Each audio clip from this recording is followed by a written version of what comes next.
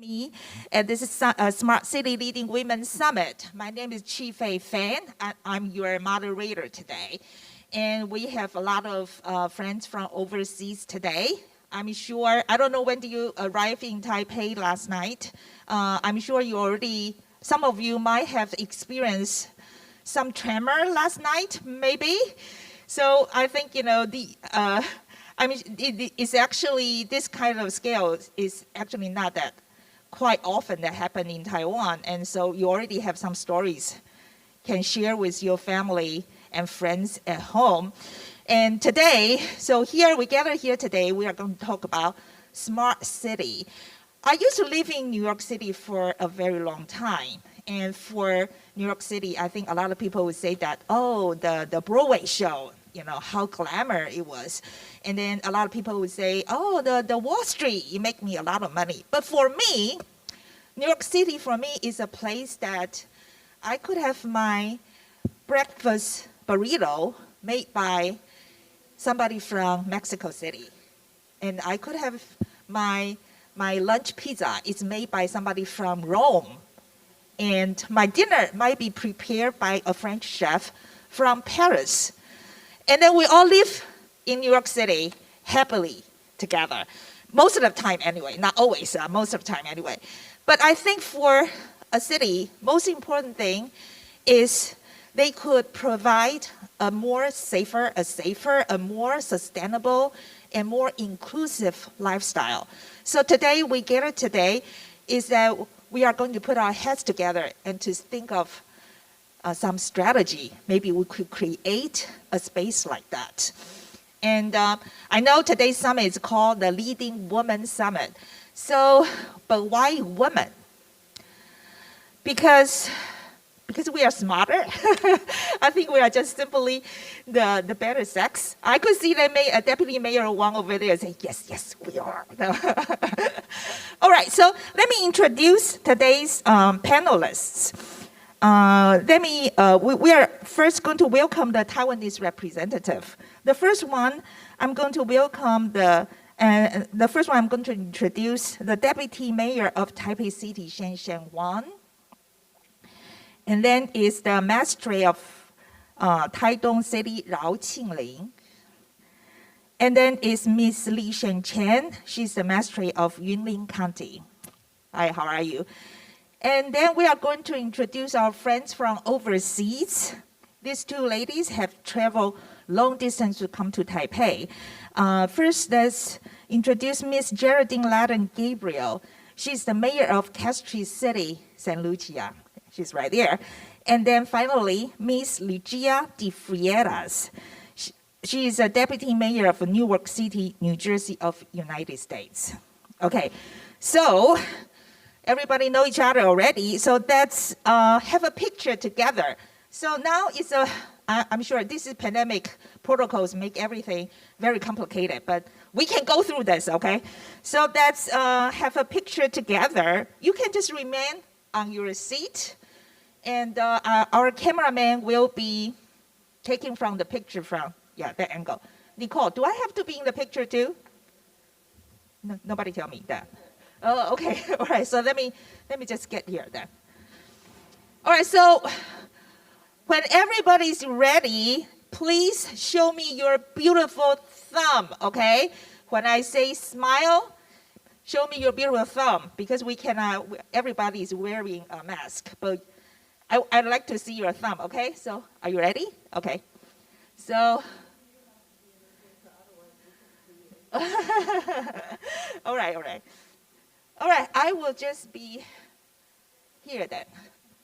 Am I blocking anyone? Oh, all right, I'll be here. How about that? All right, so everybody show me your thumb, your beautiful thumb. Thank you. 1, 2, 3, go.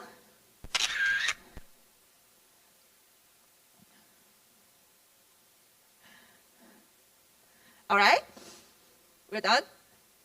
We got it? Okay. Yeah, the thumb means that your moderator is the best in the world. Okay. All right. So we are going to start today's discussion.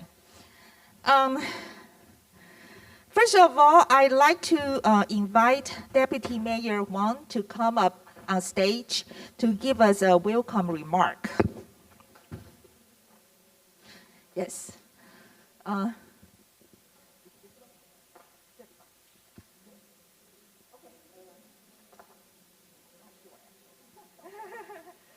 don't we just take it from here? Okay. I think I can. they meant it for you to get into center of the stage. Why don't you? I think it's Right here? Yeah. Okay. I will stand up.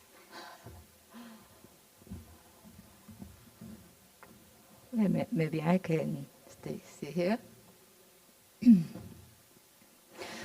Okay, good morning and good evening, representative from cities around the world. I'm Deputy Mayor of Taipei City. My name is Huang Shanshan. I'm so honored to have this opportunity to share with you, all of you, how Taipei promote digital transformation and the smart city in the post-pandemic era. Next. Okay, I have always been a working woman. Before I became the deputy mayor, I was a lawyer and a Taipei City councilor for a very, very long time. After becoming a public servant of the Taipei City government, I have participated in Taipei's development in smart city, industrial innovation, and pandemic prevention. I'm honored to have this opportunity to share the experience with all the female leaders present today. Next. On the city government's latest digital transformation blueprint, one of the components of its twin engine-driven strategy is IT-driven innovation. The innovation mechanism implemented under both the Smart City Commission and the TPMO encourages the development of urban technological innovation. Through this mechanism, Taipei City government collaborates with private sector's partners to explore POC projects at living labs across the city. The other component for the twin engine-driven strategy is data-driven governance. According to the data-driven governance strategy, the Data Governance Committee serves a similar role to the Smart City Committee, which consists of oversight and policy-making roles. It divides the structure guidelines for data usage and protection, and promotes data confluence application with the Urban Intelligence Center to support the city governor's decision-making process. Next. At this stage, Taipei City government has also formulated the 1+7 field promotion framework with smart government as the core to promote smart building, smart transportation, smart education, smart health, smart environment, smart security, and smart economy. This framework enables further actions across 4 major areas spanning open government, civic participation, open data, and international engagement. Next. In order to develop Taipei as a sustainable and livable city under the 1+7 field promotion framework, we established the Taipei Smart City Project Management Office, TPMO, in 2016 to develop and guide Taipei Smart City initiative. The objective is to bring in public participation and promote public-private partnership to create innovative solutions. Transforming the government into an open platform and using the entire city as a living lab is our core value. So far, we have promoted more than 217 innovative POC projects. During the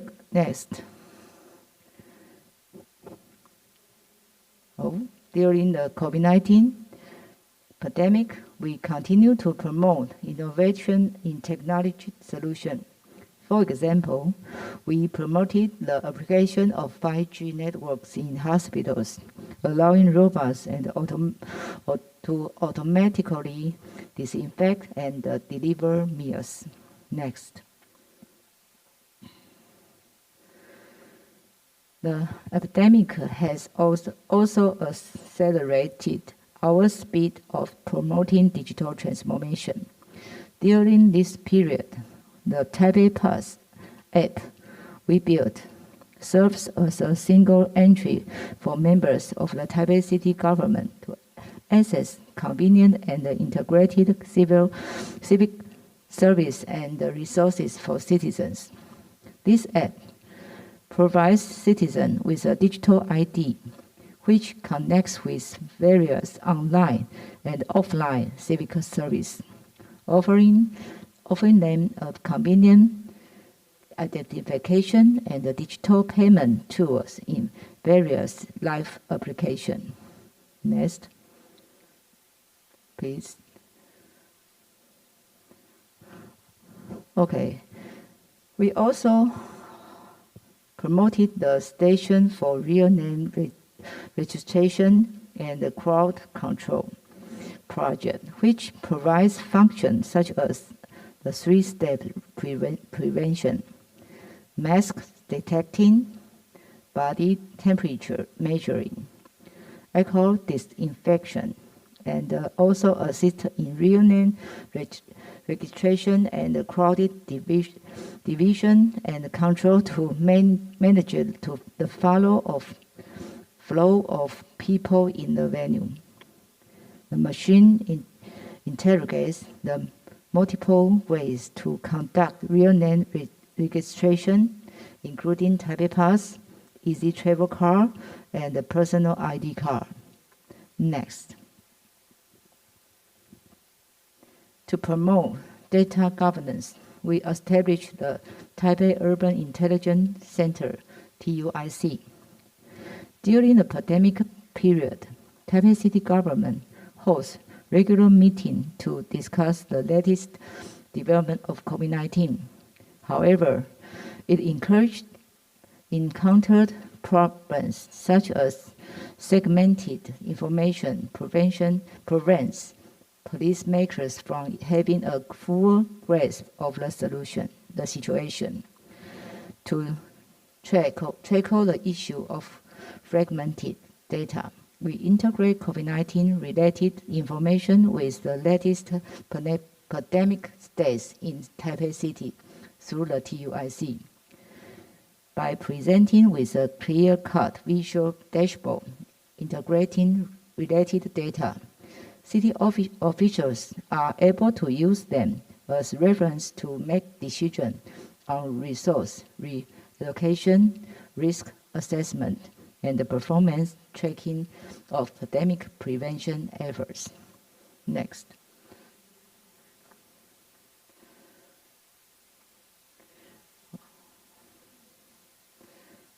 It's a video, yeah. Okay. It's a TUIC. Data is everywhere, and it reflects every aspect of our lives. The relationships between data and all of us is actually very close. From our living environment, commute patterns,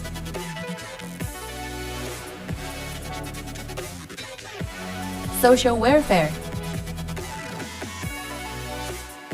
to emergency responses, data exists in numerous daily occasions. As every day goes by, Taipei City accumulates more and more data and puts them to use for the greater public good. And out of these are the urban data of Taipei. And we integrate government's proprietary data, as well as data from various urban sensors, to make everyday decisions faster and smarter. The goal of Taipei Urban Intelligence Center is to leverage the rich urban data and to make city governance more scientific and effective.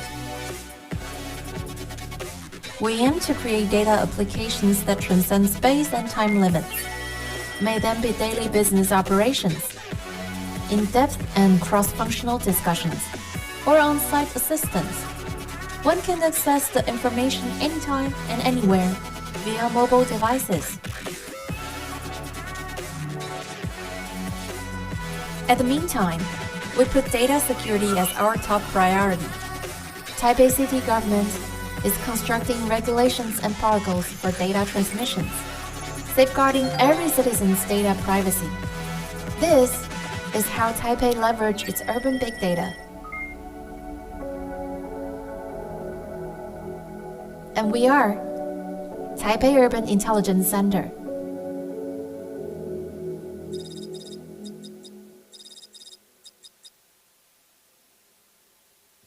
Okay, this TUIC. Taipei City has been promoting smart cities for many years and has been highly recognized internationally in recent years. The International Institute of Management Development released the IMD Smart City Index 2021, where it ranks Taipei the fourth among the 118 cities globally, and the second in Asia. Next. The COVID-19 dashboard and data analysis project was the winner of the Innovative E-Health Solution Award, and the Taipei Cook Cloud project was the winner of the E-Education and the Learning Award. So Taipei City will continue our effort to practice smart city and digital transformation with these honors. Next. Thank you for listening. Taipei is a living lab. We welcome cities around the world and to share with us your idea and the solution, and we look forward to work together with you all. Thank you so much. Thank you, Deputy Mayor Wang, for your inspiring remark. Now, I'd like to invite 台东县长饶丽玲 and 云林县长张丽善. Please come on to the stage and 黄市长，请你留在台上。Sorry, yeah. 那个黄市长还是坐中间，然后那个，And because of the pandemic protocol, so Mayor Geraldine Letter, Gabriel, and Deputy Mayor of De Frieras, please feel free to remain on your seats.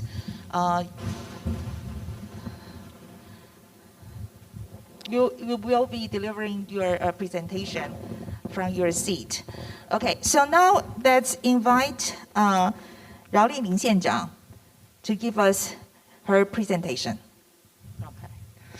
Distinguished ladies and gentlemen, my name is April Yao. I'm the magistrator of Taiwan County. Because I know the meeting has a synchronized translation, so I will speak in Chinese the following.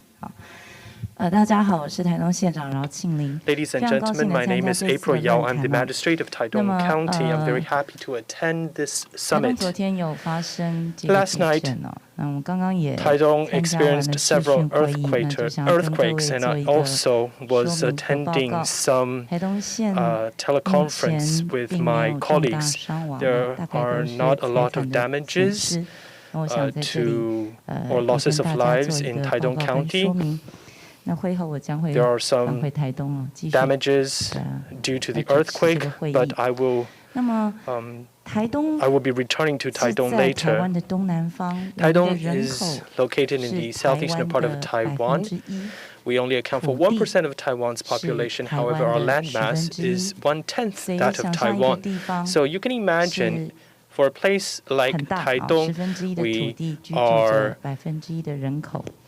所以在台 we 东我 have 们有 vast 属于 land, 自 but 己 we 的 don't have a lot of 智慧 people. 城市。 So 所以今天 actually, 在在这里来跟各位 Taidong's 做分 smart 享。 city project 下一 is 张 quite unique and it's different from other counties and cities in Taiwan. So I'd like to take this opportunity Taidong to share our smart city project. When I was running for the magistrate, I said my platform was that Taidong is not just Taidong. To be more international, we have to be more local. And we hope that we can invite 10,000 visitors to visit 100 times instead of having 1 million people visit only once. So if you look at this map, it's quite interesting. If you start from the beginning, I think in the 1950s, that was when Taiwan was still a more agricultural society, so our economic center was in the southwestern part of Taiwan. We were trying to fulfill our basic needs. But from the 1960s to the 1970s, Taichung, Zhanghua, and Central Taiwan, we established many export processing zones. At the same time, southern Taiwan, Kaohsiung City, was also a center or a hub for export processing zones. That was in the 1960s and 70s. Then we moved on, or moved northward to the Hsinchu County. In the 1980s, we created the Hsinchu Science Park. The semiconductor manufacturers, for example, TSMC, started to blossom at that time. And in the 2 decades between 1990 to 2010, we entered a more financial-centered economy. So the center of economic development was in the northern part of Taiwan, in Xinbei City, New Taipei City, and Taipei City. So you can see from the 1950s towards 2010, most economic activities was concentrated in the western part of Taiwan. But what I'm trying to point out is that I think after year 2020, economic development will probably shift to eastern Taiwan. And I would like to say that this is the era of slow economy. This aligns with Sustainable Development Goals of the United Nations. This is a new economic growth model. And I think last year, 2021, our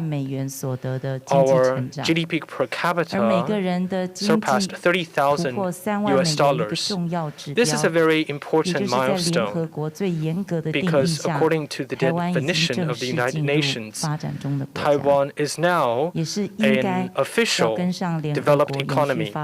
And it is important for Taiwan to align its goals with the UN's SDGs. So what is slow economy? Well, this is how I define it. The slow economy develops a natural and substantial economic model. Basically, we need to focus on sustainability.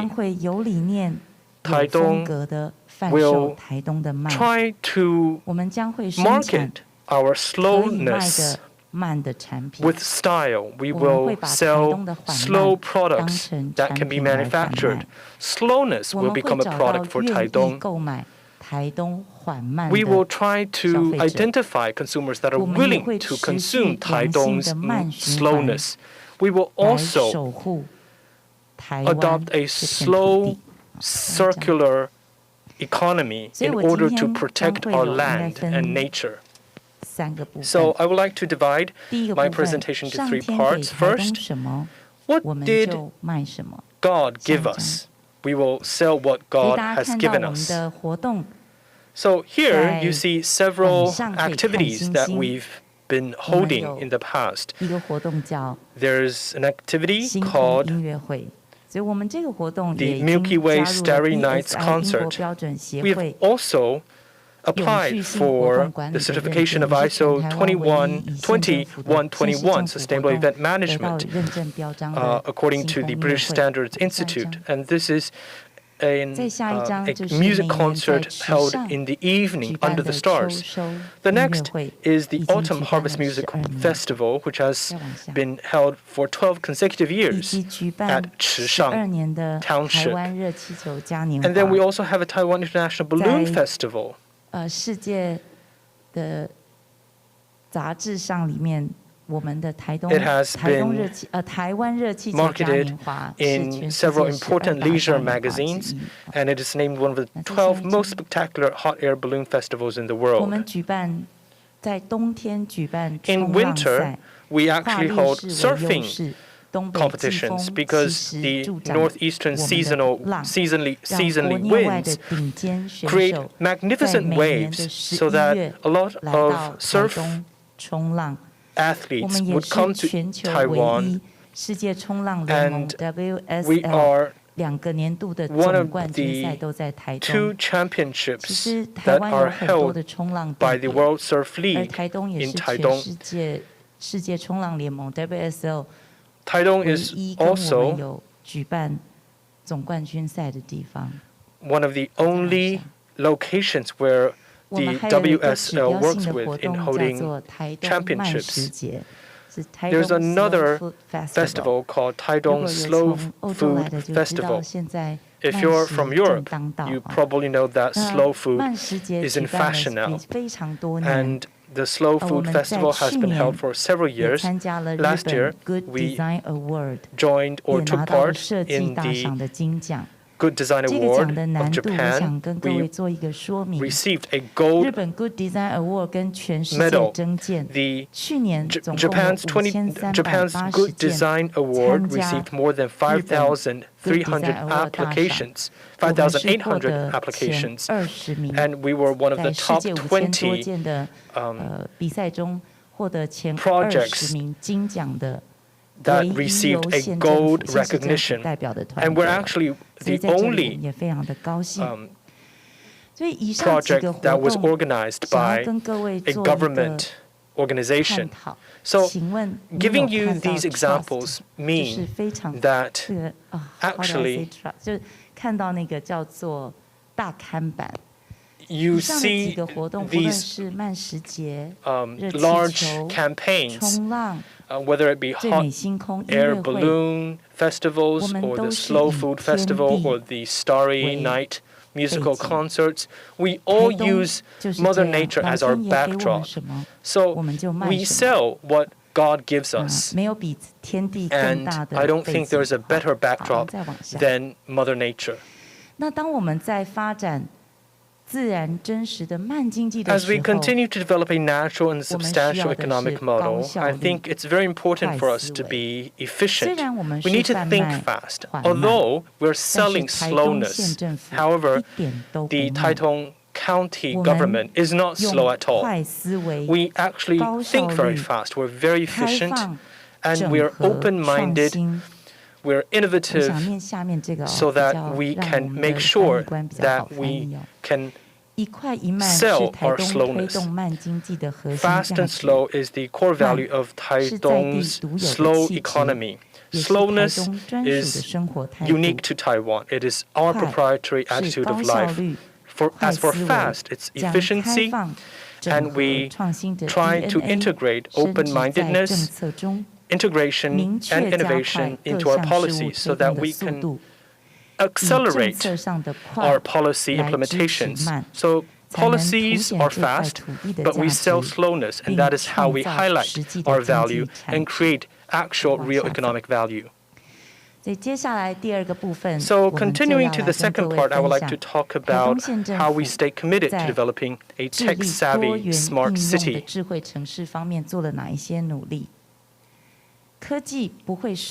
Technology do not make haste. We are actually being assisted by technology. So this is why we have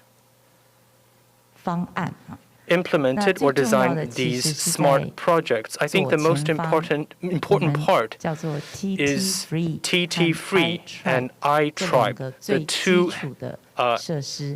hectagons that you see on the left. TT-Free is the project that was recognized and awarded when we participated in the Smart City competition this year.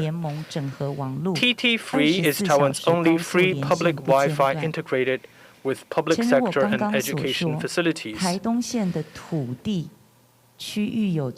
It provides free public Wi-Fi 24/7, and as I mentioned earlier, Taitung accounts for 1/10 of Taiwan's landmass, and it is actually quite difficult to deploy fiber optic networks, optic fiber network. However, we can use this TT-free project. We have this TT-free project in order to provide free public Wi-Fi 24/7. There are 682 hotspots.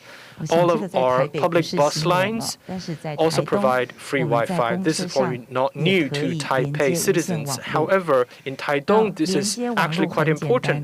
So it's very easy for our residents, our citizens, to connect to Wi-Fi.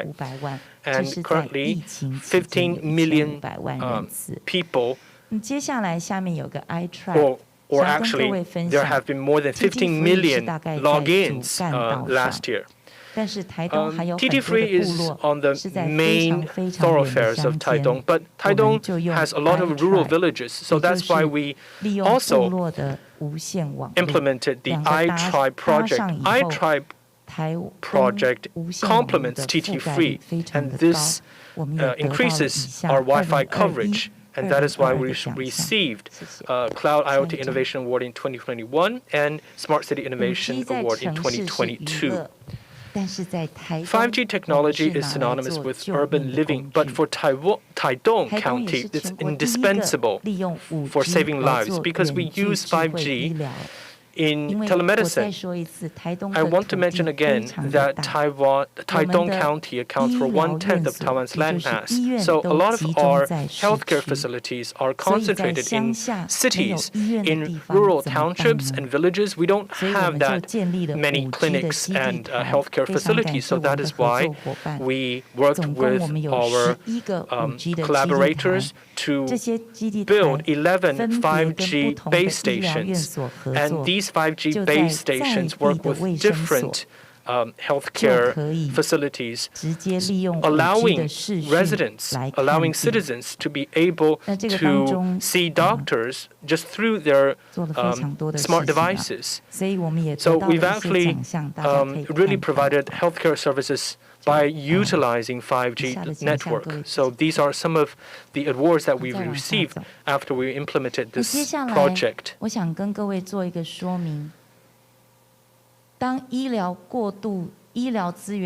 When medical resources are too concentrated in Taitung City, which is the biggest city in Taitung County, it's actually unfair and also quite dangerous, risky for people living in the villages. So that is why we have mobile ERs.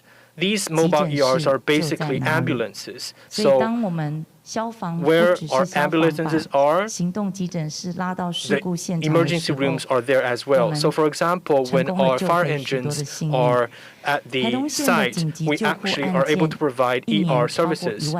There are more than 10,000 emergency calls per year, and this is the highest in Taiwan in terms of proportion.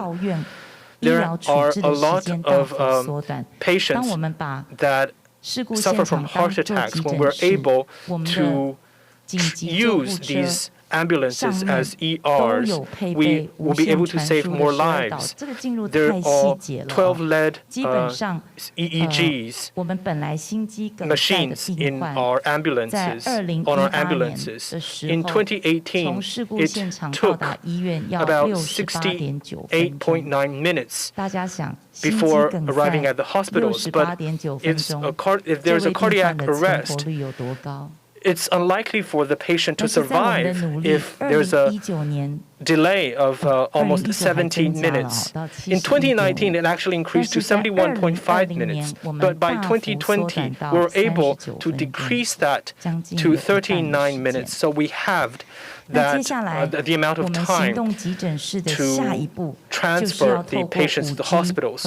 So our next step is to use 5G technology and integrate that with our smart cloud platforms so that we will be able to transmit the situation on site immediately in real time to the hospitals. So there will be a seamless integration. There are a lot of things that need to be done. We hope that by 2021 and 2022, we have a much shorter duration sending the patient to the hospital. The third part, and the last part, I would like to demonstrate some of the concrete results of promoting slow economy. I talked about thinking fast and being efficient to support slow economy. These are some of the indicators that we have achieved our goals. In the past several years, we've seen that there are new record highs in terms of number of visits, business turnover, and also bank deposits of our citizens. And I think for 2 consecutive years, the COVID pandemic has really impacted our lives, but we continue to break records. And we're the most visited county in Taiwan in 2020. And last year, we were also one of the most hospitable cities in the world. This was published by Booking.com. And because of our efforts, our average life expectancy has increased in terms of growth rate. It was the second in Taiwan. So I think my short presentation allowed our audience to know what we've been working on. We hope that everybody would migrate to Taidong County. We also want to turn Taidong into the world's gateway into Taiwan. Thank you very much. Thank you, Magistrate Yao's nice remark. I did enjoy Taidong's Sky and Stars very much. Okay, unfortunately, I just got notice that we would have to wrap up the discussion around 11 o'clock because of the pandemic protocols. So today, the last, we are going to invite Yunlin, Magistrate of Yunlin, Zhang Lishan, to do our presentation, and this will be our last proceeding of today. Please. Thank you very much, Ms. Moderator, and thank you all to all the audience. Today it's my great honor to be part of today's 2020 Smart City Leading Women's Summit hosted by the Taipei City Government. And I would like to thank Deputy Mayor Huang of Taipei City and County Magistrate Rao for joining this panel and participate in this meaningful forum to share our insights. Just now, I learned from Deputy Mayor Huang about Taipei's strategies to develop smart cities. I also learned from County Magistrate Rao of Taipei County about how the county has deployed various strategies. And I also I've learned from Taitung County as well. So for a lot of our smart city strategies, we learned from Taichung County. So just when I heard about County Magistrate Yao's sharing, I really feel an urge to learn from her county as well, which has been doing an excellent job in this area. So speaking to today's Female Leading Summit, allow me to report to you about our strategies in Yunlin County. So I will get started with my presentation. In my presentation today, I'm going to share with you about Yunlin County. We are a large agricultural county. We have 49.7% of population being farmers, and the average age is very high. And everyone enjoys a 1.1 acre of agricultural land. So we have a polarized situation in Yunlin County. We have aging society. We also have declining fertility rate. So for a very long time, we've been an agricultural society. So we've been witnessing an exodus of young people in our county. That's why we've been endeavoring to promote various strategies in our city governance structure. For example, in Douliu, Dounan, Huwei Township are our focus, and we'll have 2 industrial hubs. Going forward, we will have to focus both on tourism, agriculture, and industry development. So we also have to think about how to revitalize traditional agriculture by introducing smart technologies and even make our county an attractive tourist destination. My topic today is really about how we can revitalize traditional agriculture with smart technologies and to reduce urban-rural gap. So I will talk specifically about how we can boost the women power with smart city development. I will talk about how the government embarks on the digital transformation journey and to build a smart Yunlin County with Tech 366.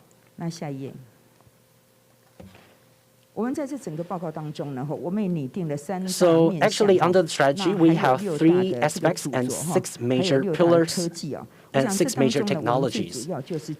So we hope to work with government, industry, and academia in promoting our strategies. For example, the 3 aspects are smart governance, smart living, and smart revitalization. These are the 3 critical aspects that we want to promote. So these 3 major aspects will serve as the foundation for our smart development and increase the digital experience of our county residents. So, of course, we focus on smart governance, smart revitalization, and smart living. I will talk about each one of the 3 in a more in-depth manner. I will talk about some of the concrete strategies to combine the 3 aspects. Now, under the 3 aspects, actually, we'll focus on innovative technology to enhance government public services and to enhance public interest and move towards a sustainable city with UN SDGs. That's for smart governance. As for smart revitalization, we work with the private sectors in order to create a smart cloud, a smart Yunlin by using a data sharing mechanism for decision making. That's for smart revitalization. Last but not least, to promote smart living, we hope to use technology to improve the quality of life and make Yunlin a safe, friendly, and healthy place to live in. So this is basically our 3 critical aspects under our city governance structure. So following our 3 major aspects, we have been adopting 6 major technologies in terms of the deployment of AI. Well, we have been relying on artificial intelligence on multiple fronts. For example, our Environmental Protection Bureau has adopted an AI system.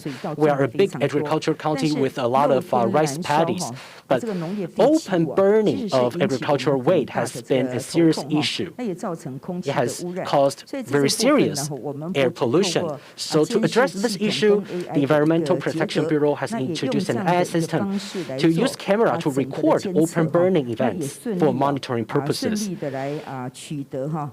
So with this system, we'll be able to gather data as a deterrence of open burning events. And we all have successfully issued fines to prevent open burning by people, all thanks to the establishment of the AI system as an effort to combat air pollution. As for the introduction of blockchain technology, well, we also boast our livestock industry. So we hope that pork farmers can benefit from technology to create or to introduce high-quality pork products. So because of the transparency and high traceability of blockchain technology, we're being able to ensure that people can buy and eat pork products worry-free. So from the feed plant to livestock farm to cutting and processing plant, all the way to the dinner table, we've been able to trace every step of the production chain, all thanks to smart technologies in the livestock industry.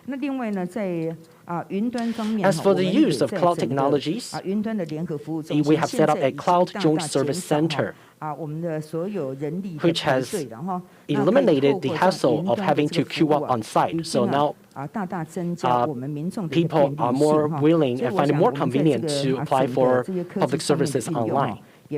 So that's one of the achievements we've been able to achieve. As for our efforts in promoting open data, well, with these profusion of data, actually we have low substance level, we are prone to floods. So with the power of big data, we've been able to establish a flood warning system so that we can make advanced preparation well in advance of floods and to reduce potential damages.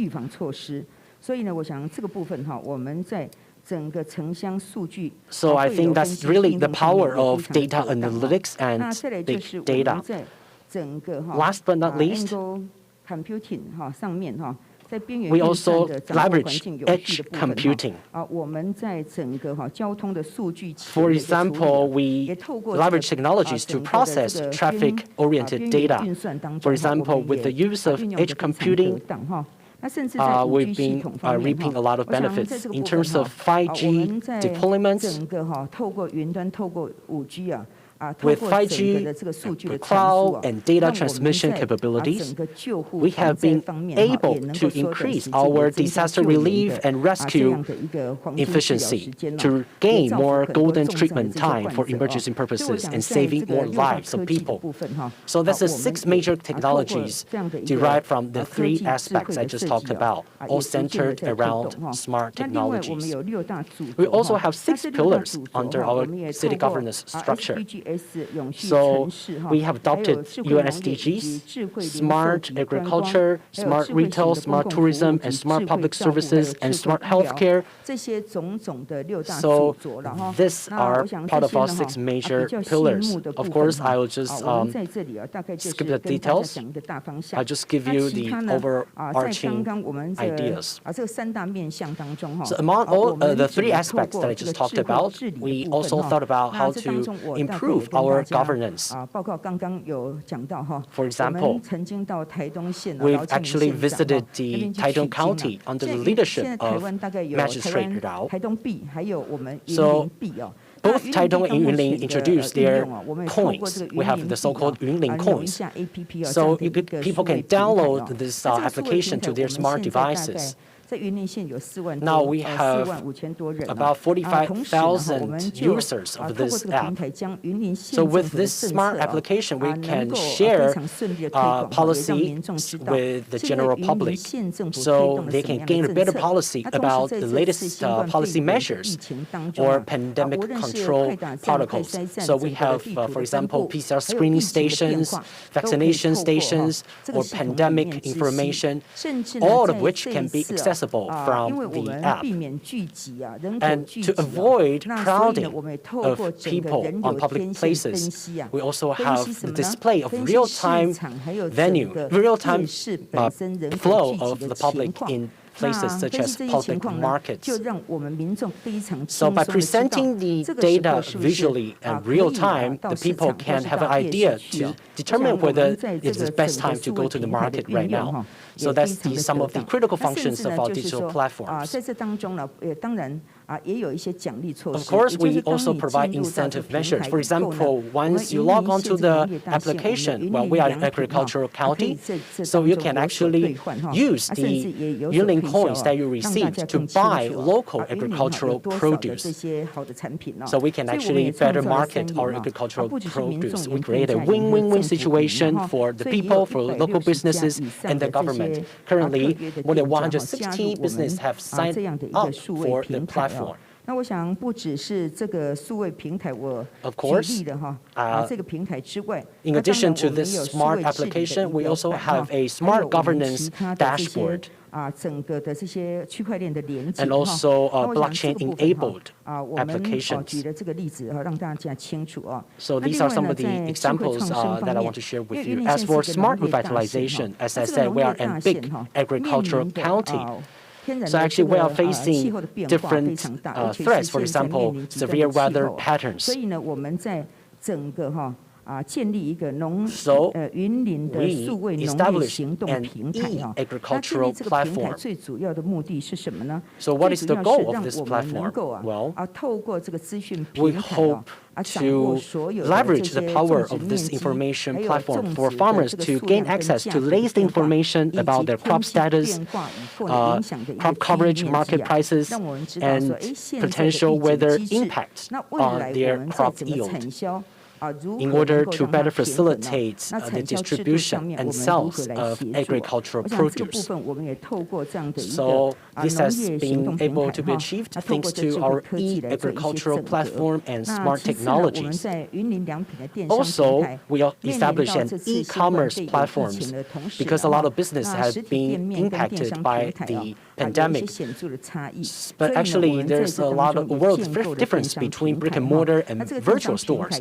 So by establishing this e-commerce platforms, we've been able to extend support to vegetable farmers, livestock farmers, to sell the products on this e-commerce platform. So to further promote smart revitalization, we have to think about how to make better use of drones, smart technologies, or even robots, to reduce reliance on human labor, because the agricultural sector is also facing severe labor shortage. So with these technologies, hope to leverage the power of smart digitization to increase agricultural production and its efficiency.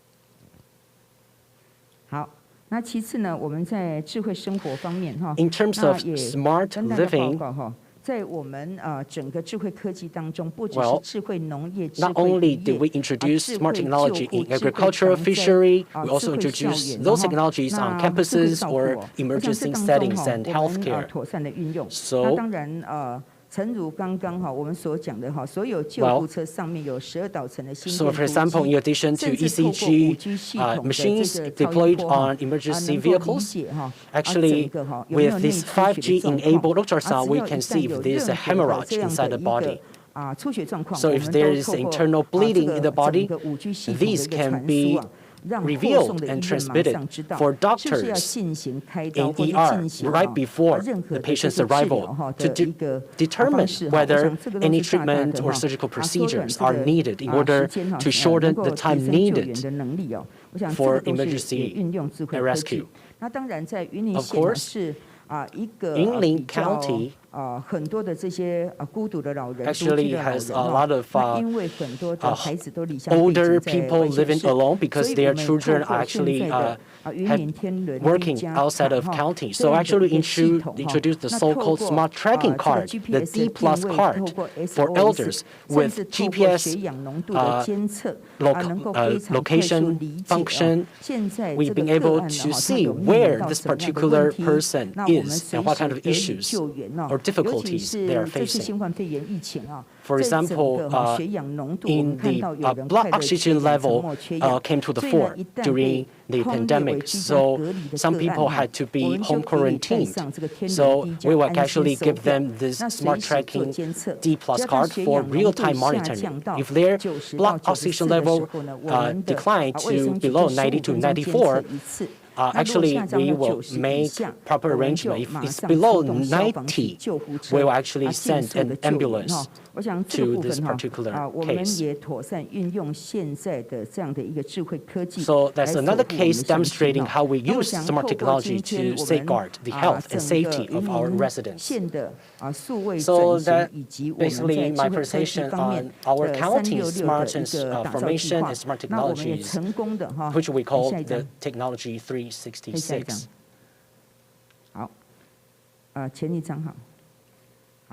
Also, in Yunlin County, well, just speaking to the theme of this topic, we have a lot of female in leadership. For example, our deputy magistrates, our accounting chief, our financial chief, and also other government bureaus. A director of culture and tourism is also a female leader. So people used to not think of Yunlin County as a tourist attraction or tourist county, but we try to make a difference to change people's perception on Yunlin County. So in recent years, we've been trying to increase the number of visiting tourists. We also hold mobile art feasts across the country, or we also leverage AR and VR technology. Now, for 2 consecutive years, the number of visitors have exceeded 10 million people, which is even higher than those of Tainan City. So that's one of the areas where women leaders or female leaders can really play a leading role. Also, this case study, the company called Yuan Jingzhuang produces chicken broth essence. So it's very difficult to farm large numbers of chicken, but now this company has been able to expand from less than 10,000 chickens farmed per person to more than 80,000, all thanks to the introduction of smart technology. So once again, it's my great pleasure to be part of this summit and share the experience of Yunlin County. Once again, thank you very much to the organizer for inviting us. We actually pursue UN SDGs, and for 17 SDGs, all the bureaus and government units have outlined corresponding strategies under the 17 SDGs. Last year, we issued the voluntary review report, and this past January 24th, we've established an office of extreme weather events of the county in order to promote the sustainable development of agriculture in county. Once again, I'm very happy to be here today. Thank you for your attention, and I wish the summit every success. Thank you. Thank you, Magistrate John. I really don't think Yunlin is boring at all. 真的云林不无聊的。